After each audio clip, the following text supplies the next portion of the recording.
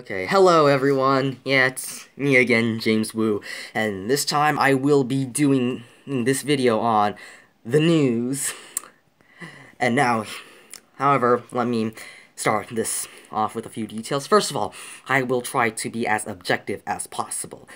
Unfortunately, though, as much as I will promise to be as objective as possible, bias might influence what I say, or sometimes. So, just watch out for that, okay? And if you think you see it, tell me, because I would really like to know, because this is not the politics section. This is news. And the goal of news is to be objective. And that's why journalism's dying in America, because on both sides of the political spectrum, throughout the mainstream media, it's very hard it's very hard to be objective, and or they choose not to be objective. They choose to let their biases influence them. And because of that, what happens is, when that happens, sometimes they will give you certain information, and they will withhold other information. So, speaking of that, if I come up with a controversial topic, such as one that there are three things I'm going to cover. The last one's going to be surprise, but the first two I'm going to cover are the details of the Trump inauguration so far, and weather across the United States. And with the Trump inauguration, it's going to be political, and one of the few ways, in fact, maybe even the only way to be objective with something like that is to mention both sides as equal as possible, basically. So, first of all, when we start with the Trump inauguration, so, as we know, Trump's campaigns somehow has sparked a lot of controversy, because of things because of old things he was caught saying, or things he was accused of doing, basically, such as crimes, and I mean very serious crimes, not like he stole a lollipop when he was 4 years old. No, we're not talking about those types of crimes. We're talking about serious types of crimes, and most of you will probably know what he was accused of. Because of that, and so many more, others think he's an illegitimate president, blah, blah, blah, blah. And basically 50 senators in return chose not to attend his inauguration. And then, protests actually started happening within 24 hours of his inauguration. And then after that, there were the celebrations and all that, and then next thing you know, he starts getting to work, basically. And then after that, one of the first things he does in his first full day in office is he goes to the CIA and actually tries to make amends with them. And after all that, basically, there are still protests about 78 countries across the world, all called the Women's March, I believe. And the Women's March in 78 countries. That's a lot of countries, meaning the world is really paying attention to the events that are occurring here in America right now. And that means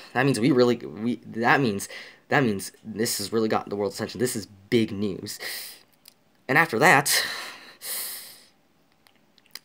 you know what, yeah, it's hard to comprehend what's going on right now, basically, because I'm trying to sort out all the details. It's very hard, and it's very hard to interpret what's going on. Well, besides that, I'm going to move off the topic of the Trump's inauguration, and then I'm going to talk about the weather.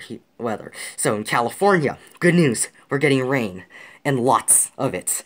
And according to scientists, they said 40, or was it 40 or 60? I don't know. It was one of those two percentages. They said that much of California is out of drought now, thanks to all these storms that are incoming. And yes, if you could hear if you could hear the rain on your roofs pounding against your roofs, you could just hear that it was coming down really hard. And in fact, according to some of your Snapchat reports, it hailed. It hailed. And now there's expected to be one tomorrow and Sunday. But I don't know. I'm not gonna count on it. However, I'd be really grateful if we did have some rain. And then, surprisingly, in confusing weather reports, a tornado has struck Mississippi. 4 are dead. It is sad. But what makes it so unusual is that basically you see so few tornadoes at this time of year where you do expect to see them. And so, my condolences to those who are dead. Anyway, however, good news. And this is the surprise story I've been waiting to tell you all. Did you know that El Chapo has been extradited to the United States of America? Yes, he is going to face trial in New York City, and he's being held in a prison in New York City while awaiting trial. And this is big news, because according to what I have heard, no cartel leader has successfully run their cartel while jailed here in America.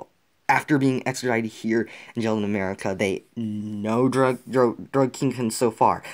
Yet to break that. No drug kingpin so far has ever successfully run their cartel. And what I mean by that is, I mean, basically the cartel, they failed to continue running it successfully. So we could see the collapse of El Chapo's cartel very soon. Unfortunately, though, sometimes the collapse of one cartel in Mexico has given rise to another.